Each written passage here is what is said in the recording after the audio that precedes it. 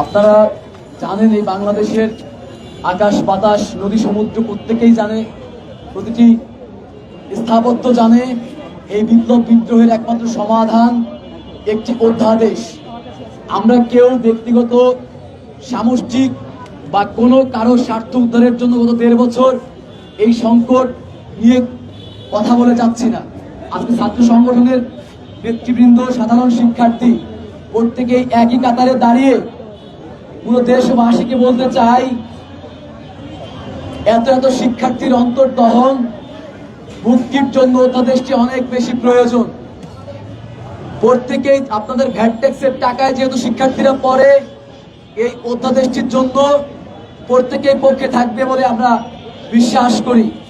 একই সাথে বিগত দিনে আপনারা দেখেছেন যে আমরা সামষ্টিক কর্মসূচির মাধ্যমেই সবকিছু করে থাকি, তবে বিভিন্ন সময়ে বিচ্ছিন্নভাবে আমাদের কিছু ভাই বোনেরাও অনেক কথা বলে থাকেন, তাদের মনের আকুতিগুলো জানিয়ে থাকেন। এর মধ্যে অন্যতম আমাদের উচ্চ মাধ্যমিক শ্রেণী, প্রিয় ছোট ভাইয়েরা বোনেরা বিভিন্ন সময়ে তাদের যে উচ্চ মাধ্যমিকের স্বকীয়তা বজায় রেখেই অনার্সের সমাধান অর্থাৎ সেন্ট্রাল বিশ্ববিদ্যালয় স্থাপন সেটির কথা তারা বলেছে।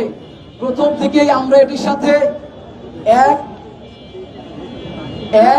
এবং অভিন্নভাবে তাদের সাথে আমরা একাত্মতা রেখেই কাজগুলো করেছি, যাতে করে আমাদের উচ্চ মাধ্যমিকের ন্যূনতম ক্ষতি না হয়। আজকের এই মহতি মঞ্চ থেকে আবারও বলছি, উচ্চ মাধ্যমিকের ন্যূনতম ক্ষতি রাষ্ট্র যেমন করছে না, আমরাও তেমন চাচ্ছি না। কাজেই যাতে উচ্চ মাধ্যমিক শিক্ষার্থীর ভাই বোনেরাও যৌক্তিকভাবে তাদের কথাগুলো যেহেতু বলেছে অপেক্ষা করে, সেই আহ্বানটুকু থাকবে।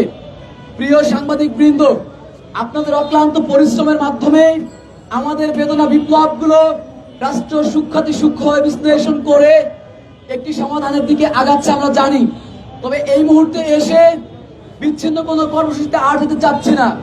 আপনারা জানেন একমাত্র অধ্যাদেশই আজকে আমাদের ১.৫ লক্ষ শিক্ষার্থীকে চির মুক্তি দিতে পারে। এই রাষ্ট্রের প্রত্যেকটি শিক্ষা সংশ্লিষ্ট অর্গানের প্রতি হৃদয়ের সর্বোচ্চ স্থান থেকে কৃতজ্ঞতা বোধ জ্ঞাপন করছি, কারণ তারা শিক্ষার্থী ফার্স্ট বলেছেন। তারা শিক্ষার্থীদেরকে প্রায়োরিটি দিয়ে এই সংকট সমাধান করতে চেয়েছেন। তাদের প্রতি আহ্বান থাকবে এই সংকটকে আর দীর্ঘায়িত না করে, যাতে করে অনতি বিলম্বে অর্থাৎ আগামীকাল এবং আজকে রাতের মধ্যেই চূড়ান্ত অধ্যাদেশটি ঘোষণা করা হয়। যদি জরুরি ঘোষণা না করা হয়, সেক্ষেত্রে বিচ্ছিন্ন কর্মসূচি আমাদের আর ভালো লাগছে না। আমরা ফিজিক্যালি মেন্টালি বিধ্বস্ত।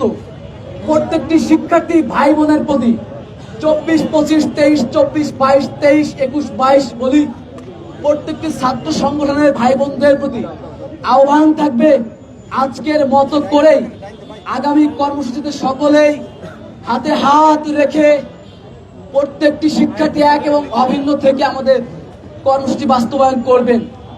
রাষ্ট্রের প্রতি সম্পূর্ণ শ্রদ্ধা রেখে, কর্তৃপক্ষের বিগত দিনের কর্মকাণ্ডের প্রতি সর্বোচ্চ কৃতজ্ঞতা রেখে আমাদের পরবর্তী কর্মসূচি ঘোষণা করছি।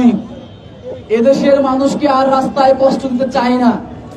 আমরা চাই আজকে অথবা আগামীকালের মধ্যে অধ্যাদেশ প্রক্রিয়া সম্পূর্ণ শেষ করে ঘোষণা না আসলে সকল যে শিক্ষার্থীরা, জ্ঞানীগুণী মানুষ, স্টেক হোল্ডার যারা যে মতামত দিয়েছে, সেই মতামত রাষ্ট্র আশাবাদী তারা সূক্ষ্মভাবে বিশ্লেষণ করেছে, তারই মাধ্যমে এই 2 দিনের মধ্যে অধ্যাদেশ ঘোষণা না করলে 7 তারিখ অর্থাৎ আগামী রবিবার সকাল থেকে সন্ধ্যা পর্যন্ত এইভাবে করে অনির্দিষ্টকাল পর্যন্ত আমরা অধ্যাদেশ আদায় হওয়ার আগ পর্যন্ত আমরা ওখানে প্রত্যেকটি শিক্ষার্থী অবস্থান করব।